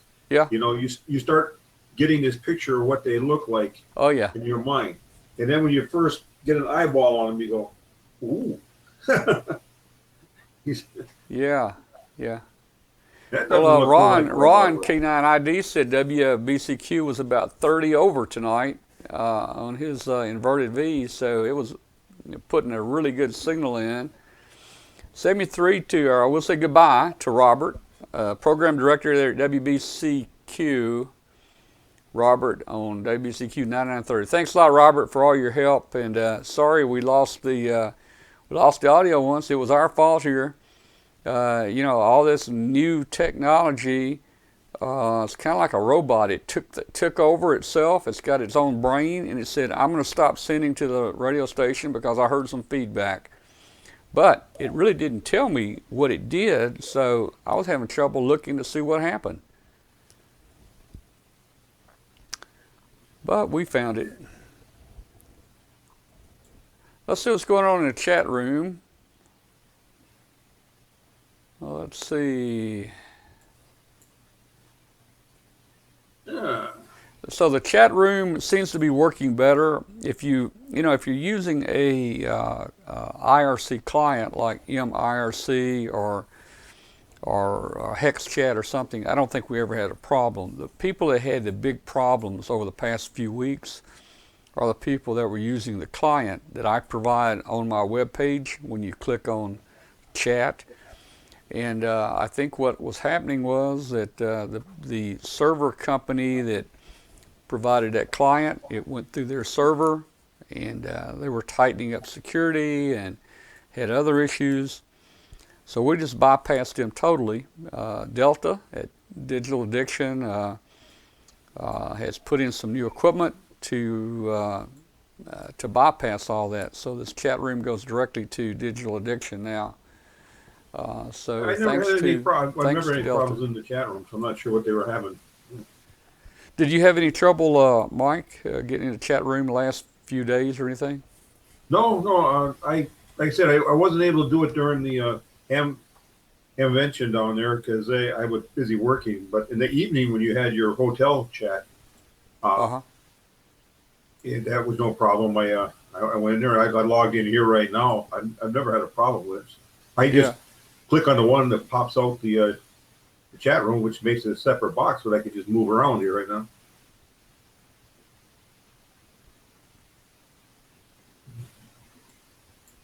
Ron says he's always been using a client from day one. I don't know if I guess he means he was using like a hex client or hex chat or MRC and not the HTML client that we provide. The problem was in the HTML client going through Kiwi. Oh. Yes, unfortunately,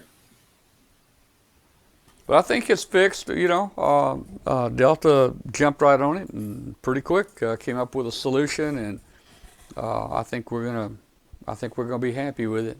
Delta, if you're listening, let's see if Delta's in the room. I don't know if he's in here or not. Delta's in the room. Well, Delta, if you're listening, thank you. Mark P has always worked for me. Mark P. Now, Mark P, are you the guy in Kettering, Ohio? Is that the Mark P? Or are you a different Mark P?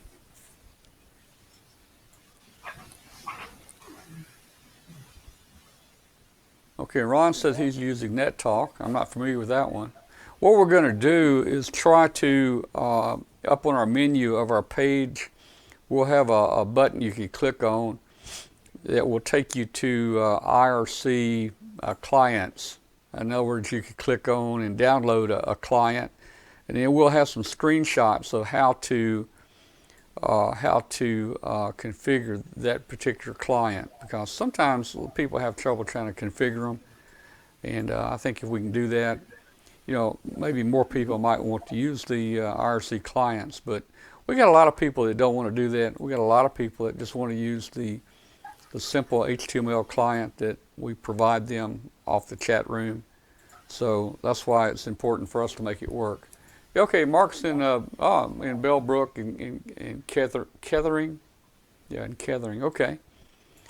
Yeah, Mark's a friend of ours up there. When we were outside, we were next to Mark for a number of years. Mark P there in the chat room, and he always helped us out with internet. Although the internet we were able to get out the parking lot out there wasn't very great, but anyway, we enjoyed being out there in the flea market next to Mark out there. Mark even had a little Honda, those little quiet Honda generators that he ran, and we would run some electricity. I remember the first time astronaut Doug Wheelock was with us, and we were running on a generator, and we were doing a show. From the flea market, and the generator was purring back there, and all of a sudden the generator ran out of gas, and everybody went, uh-oh. And here's an astronaut sitting there, and he says, when somebody says, uh-oh, that's not good. So I don't know how many uh-ohs he's had on in space, but I guess the same thing for an astronaut is the same thing for us as an astronaut. If something happens, we go, uh-oh. Now, it might be a little bit more serious for them. Yep. Hello, Jeff. Hey, Jeff. Good evening. Oh, have you got a dark room list there? Let's see what Jeff's got going here. Jeff? Yes, sir. Hey, I can hear you. I see you. I see let's see what your room looks like there. Oh, yeah, man. You look like you're in dark central control there. I don't know why. Are you hiding from somebody? A little dark in here. Yeah, you got a little bit of light there. Yeah, looking good. That camera's not... All right. Camera's not reacting properly. Try this. That was really dark. Oh, yeah, and you got a little bit more light that time. Well, what it is the lights behind you, I think. The screens is probably picking that up more, and it's adjusting and making you look dark. Huh. Yeah. Ron says when your dentist says, oops, have you ever had a crown put on? I've had a crown put on before, and man, I tell you, the dentist lays you all the way back horizontal in a chair, and I'm thinking, man, this ain't good. You drop that tooth in your mouth, and you're laying back on your back. And I asked him, I said, have you ever had anybody swallow one? And he says, yep. Then you gotta wait. Yeah, you gotta wait a few days for it. Gold cap, like I've got a couple of them. If you swallow it, you want to wait so you can catch it. Have to come back another day with it. I don't think I'd want that back. Yeah, well, I'm sure they probably cleaned it out pretty good, you know.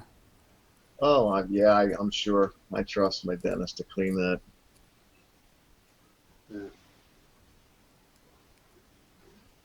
Okay, let's see, VA1 DWG asked me, what am I using for a video camera?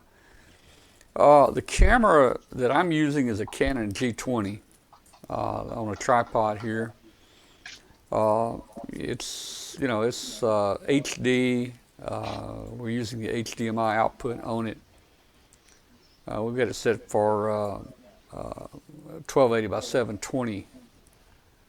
But since we don't do a lot of zooming or moving that camera, you could just as easily use a little $60 Logitech HD USB camera. And all I'm using here is a Logitech $10 camera. I think I probably got from Walmart and plugged it into the USB. It's got sitting on top of the computer.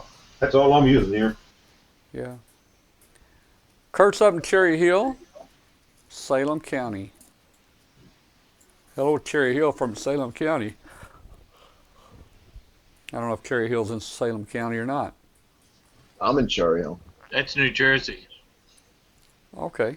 Well, Kurt's in New Jersey. See, is Cherry Hill in Salem County?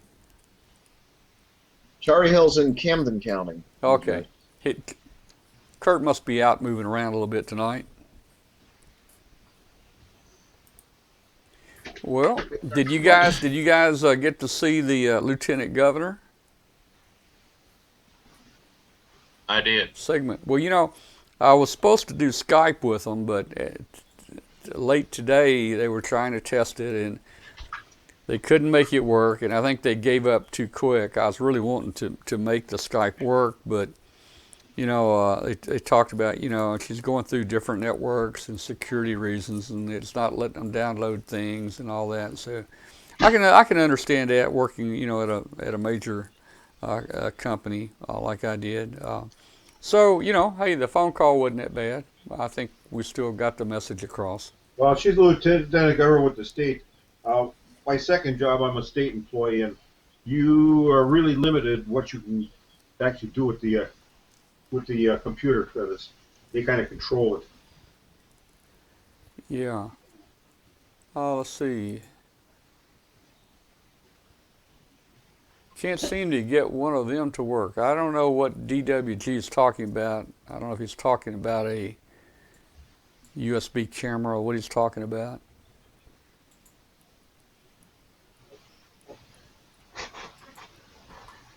Well, You definitely I'll buy a better camera, but you can see me. I see you. Hey, you're doing good. You're doing good. Well, to come out of the HDMI output of this camera, the PC does not have an HDMI input. You might have an output, but you don't have an input. And to get that in there, I take another little $250 converter box, and I convert it from HDMI to USB 3, and then that does the trick. Yeah, my $10 Logitech does it too. Oh yeah. I don't know why my cameras are so why I'm so dark. Oh. That's strange. Well, Bill, you need to put a light up behind your camera shining towards you. Yeah, I've never had a problem like this before, though.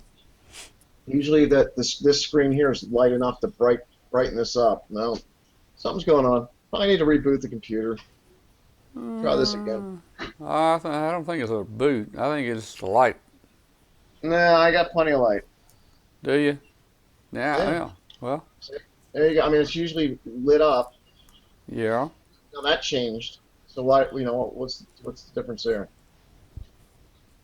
Just leaves you in a dark shadow. Yeah, but it's not as dark as it was a minute ago. No, the room's lit up. It's just you're shaded dark. You know what it is? It must be the suntan. Hey, it may be. Oh, God, I'm tired, man. I'm tired from that Huntsville trip. I was pushing it. I was pushing it to get to Huntsville, so I didn't get a chance to try winning any prizes. Yeah, I was pushing it to get the truck unloaded and dig out all the cables and parts and put all the stuff back together for tonight.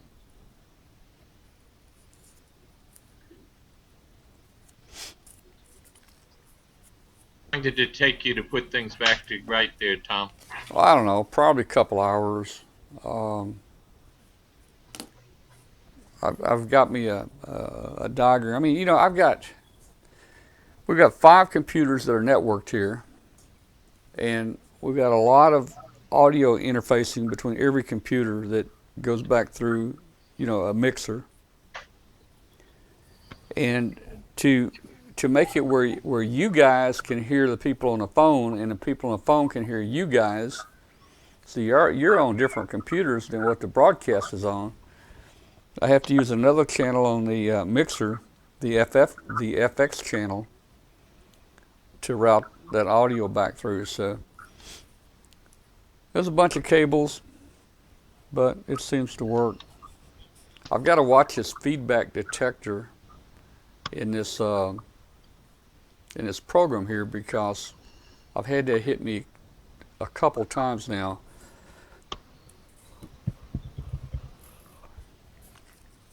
Oh, let me tell you the trouble I had going. Hey, it was really interesting there on Saturday night when I called you all there on the phone there while you were doing that program. Yeah. I think it was about the time they were doing that lightsaber thing. Yeah. I wasn't aware that there was this delay between what you were saying on the air and what you were saying on the phone. You got to shut your volume off on your computer and just listen on the phone. Yeah, you have to just listen on the phone, because if you're listening on the webcast, yeah, there would be a delay. You're absolutely right. There would be. So, yeah. But this new software, I bought for streaming here, the TV stuff here. Wirecast 7, it cost almost $500, and I was having a little trouble on the road going down to Huntsville Saturday, and I had configured many lower thirds and audio playlist and different camera shots and front camera and rear view camera and all kinds of other videos. All that stuff's built. And I was having some trouble with it, and tech support told me, it says, go to the top up there to the menu, click this, click reset, it'll reset it. And I said, well, wait a minute, am I going to lose my configuration and all my setup? And it says, no, you won't. You don't lose any of that. Okay, so I clicked on it, and guess what?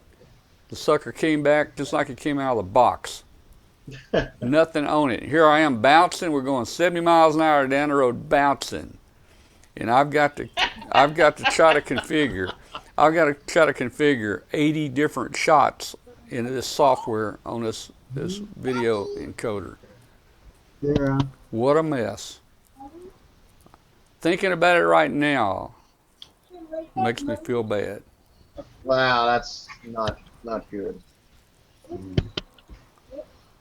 And that feedback thing got me too. That feedback deal got me on the way, and that was an additional problem. It took me 30 minutes to get it working again. And tonight it was a little bit different, although the detection of feedback caused a problem tonight, and it cut off the speaker output that I'm piping into the radio station. And it didn't, didn't cut off the webcast audio going out on the webcast. It cut off the output to the speaker. And here I was tonight while our guests were talking. I was putting new cables on and new adapters, and I was trying to reboot things and stop and start things, and all I had to do was look over here on the screen. There's a little bitty tiny earphone symbol. All I had to do was click on it, and it would turn it back on. Now I'll remember that next time. You think? Yep, I will. We'll hold you to that. So if in case I don't remember, next time it happens, you guys remind me. Click on that little earphone. I will.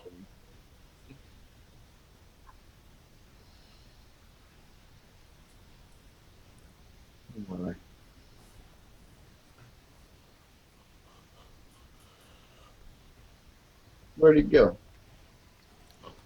I saw Doc was in the chat room there. I guess he's not going to join us tonight. Either that or he came and left very early.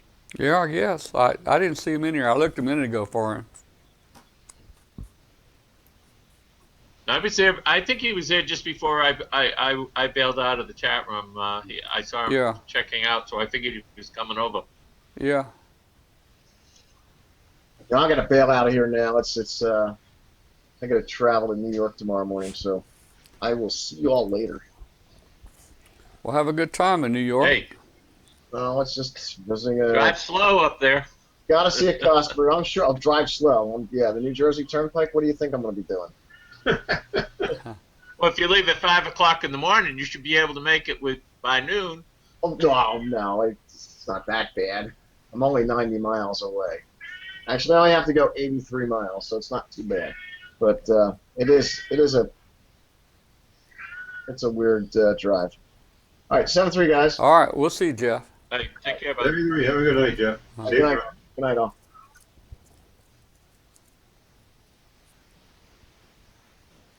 Yeah, I'm kind of tired. I'm thinking about getting out of here, too. I imagine you probably are. It's like you've been a little busy. Man.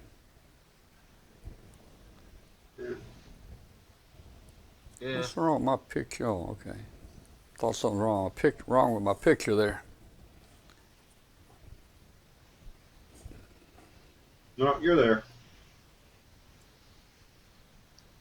Oh, Teresa says thanks to a lightning hit. And Teresa, if you're hearing us, when did you get a lightning hit? In the last couple of days?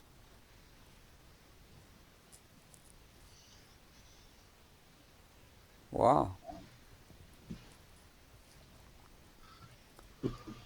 Next week, we're going to have a show on mesh networks. Glenn Popel's coming here to the studio, and Glenn is the author of the ARRL book, Arduino for Ham Radio, and he just finished a book they're publishing called Mesh Networks, where you take these like these Linksys routers and you install different software on it, and you make you a ham wireless network. Yeah, we got one of them up in at the Radio Club there in Gloucester there, Tom. And I just, when I was in Dayton, I went and I bought me one of those little small Raspberry Pi things there. I've been playing around with it and doing a little bit of investigating there. So it's going to be an interesting show. I may pick his brain. Well, yeah, it's probably pretty good. Hey, Mark P. said he sent me some pictures of the Greene County Fairgrounds there. Let me pull them up real quick. Let's see if I can. If I can pull them up, I'll put them on here real quick. Let's see.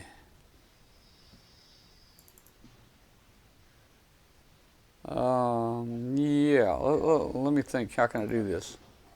Oh, that's pretty.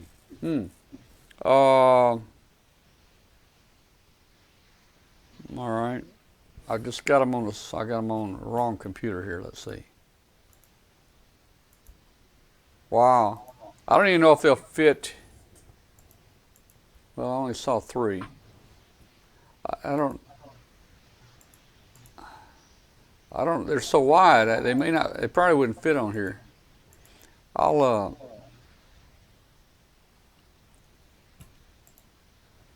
Let me save this one. We'll just see if, let me save the image.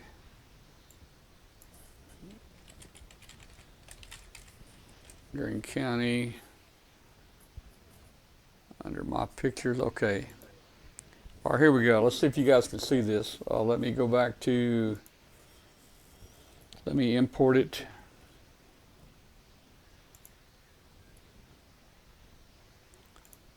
Media,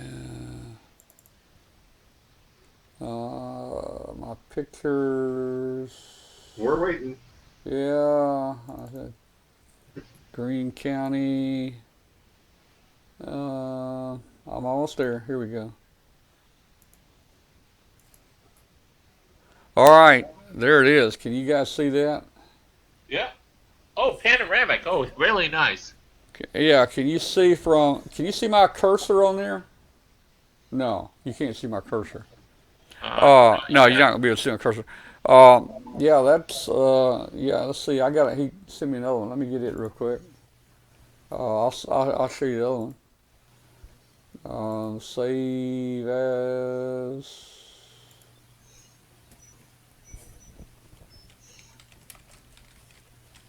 Okay. So I've got another one here he just sent me. He lives up there real close to the place. All right, media file. That looks like the entrance. Greene County 2, there we go. Okay, here's well, that's okay. You see that exactly one? what we're looking at here. You see that one? That's looks like a grass, and then I don't know I don't know what we're looking at exactly. I'll have to look at these later. Well, it looked like the entrance there to the. Yeah, it does. It looks like the entrance fairground straight there. ahead. Yeah, yeah. Well, And you go into the buildings all the way in the back where that red car's gone. Yep. All right. Well. Oh, that's where next year's Dayton's. Yeah, that's the Greene County Fairgrounds. That's for the where it is next year. Guys, I'm gonna get out of here. You guys go ahead and stay on here and talk all night if you want to. No, not me. I got to go to bed. Yeah, I'm going to bed early tonight, but I'm gonna get me a snack first. Uh-oh, peanut butter sandwich. Well, maybe. Yeah, I'm gonna try. I've been on a diet for about 15 days, man. I kind of messed up at Huntsville this weekend, but they fed me. The Hamfest fed me free honey baked ham, as much as I wanted, sandwiches and chips and chocolate chip cookies and donuts. At Ham at a Hamfest. That's right. Yeah. All right. Well, I'm gonna get off here, and I'll see you guys. I was just curious. Was that Ruth Chris Steakhouse really that expensive? It's pretty. Did you look at their menu? It's pretty expensive. We ate room service, but I've eaten in Ruth Chris before. I mean, just for an individual, you get you a steak there. It'll be about $40, which is kind of high for you guys up in the Northeast or up north there. That might not be that high for you, for a right. But, that's a little high for us here, Down here, I mean, you're pushing $22 or so for a steak. That's probably high end, maybe $19, maybe $22 for a filet mignon, but it'll be about $40 up there.